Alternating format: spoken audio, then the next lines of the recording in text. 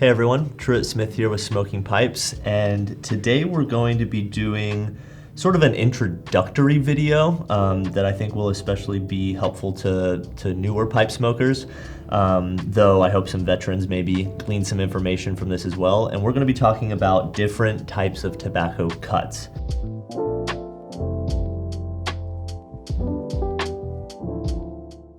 Speaking from my personal experience, when I first started smoking a pipe back in high school, my understanding of pipe tobacco was that there was kind of just one cut and you put it in your pipe and you lit it and you smoked it, and that was it. Obviously from this array you can tell that there are many different types of how tobacco can be cut and stored. The most ubiquitous though is the ribbon cut right here. And it's definitely what you're gonna find the vast majority of pipe tobaccos to be cut in. And essentially it's whole leaf tobacco that it could be multiple components or a single component, and it's sliced into these fine, slender ribbons that makes the tobacco easier to be lit and also promote, steady airflow within a packed bowl. It's pretty self-explanatory. Like I said, the name ribbon pretty much tells you exactly what it is, but there also is sort of a subtype of ribbon cut tobacco called shag, and essentially shag cut tobacco is ribbon cut tobacco, just even finer cut. So those are going to burn faster, a little bit hotter, and they're definitely preferred in smaller pipes, especially maybe clay pipes where heat isn't as much of a factor. Moving into other types of tobacco cuts, one of the other predominant types of tobacco cuts is pressed tobacco, and that's going to be in several different varieties, but pressed tobacco originated centuries ago as a means of transporting tobacco across the Atlantic from the Americas to Europe.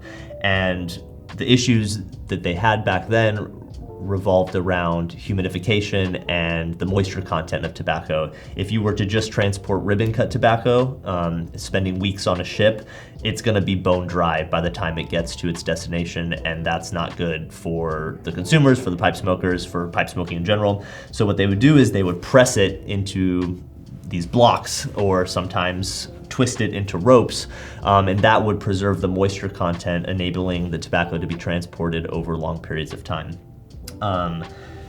First one we'll start with is plug cut tobacco. This is sort of pressed tobacco in its simplest, most primitive form. You're taking whole leaf tobacco, blending it up into various components, and then putting it under very intense pressure for an extended amount of time. So much so that the tobacco will fuse together into an entire block. This then leads us to another type of cut, which is flake cut. That ties in directly to plug cut tobacco because flakes are simply slender cuts of a plug cut tobacco. So they're essentially the same thing. You're taking a plug, the manufacturer is then cutting into flakes, which takes some of the preparation off of the pipe smoker themselves. Moving on from flake tobacco, we also have the option of broken flake, and that is just like flake tobacco takes the preparation process, or takes a preparation process away from the pipe smoker, broken flake takes yet another preparation process away from the pipe smoker, just adding efficiency and ease of packing your pipe. And basically it means the manufacturer has taken flakes, which were taken from plugs, and they've rubbed them out to a more ribbon-like consistency to aid in packing, and just making the process a little bit simpler, a little bit faster. As we're talking about these pressed pipe tobaccos too, it's important to note the aging differences between these types of tobacco. And generally speaking, when a tobacco is pressed, the flavor profile changes slightly because of the intense pressure that the tobaccos undergo, and it actually changes the chemical composition of the tobacco itself, which results in a different flavor profile. So you might have the exact same components, the exact same ratios between a ribbon cut tobacco and a plug cut tobacco, and the plug, the flake, whatever other pressed type of tobacco is going to be slightly different in flavor profile. Generally speaking, also these pressed tobaccos are going to have more aging potential. They're going to offer more nuance and change and more dramatic difference between a fresh cut and say one that's been aged 5, 10, 15 years down the road. Ribbon cut tobacco will also age, but you're not going to notice as strong of a difference as you would with pressed tobacco. So if you're interested in cellaring tobaccos, you like seeing how blends change over time, pressed tobaccos are going to give you that greatest difference between fresh and aged stuff.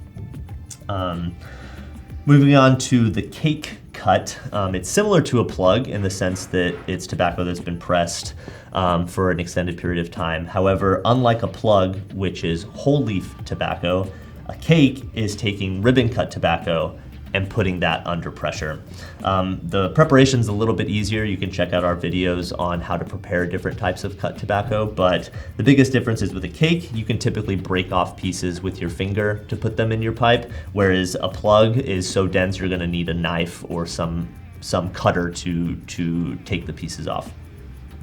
Next up is rope, also called twist, and that's a pretty self-explanatory one as well. It's put under pressure, but instead of being pressed on either side in a vise, more or less, the tobacco is twisted and put under pressure that way.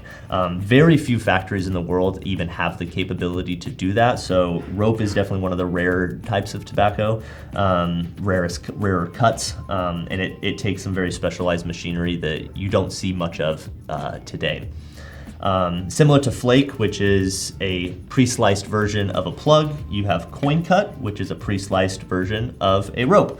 And it's very similar to Flakes, however, they're in circular form as opposed to rectangular form, simply because of the difference between rope and plug.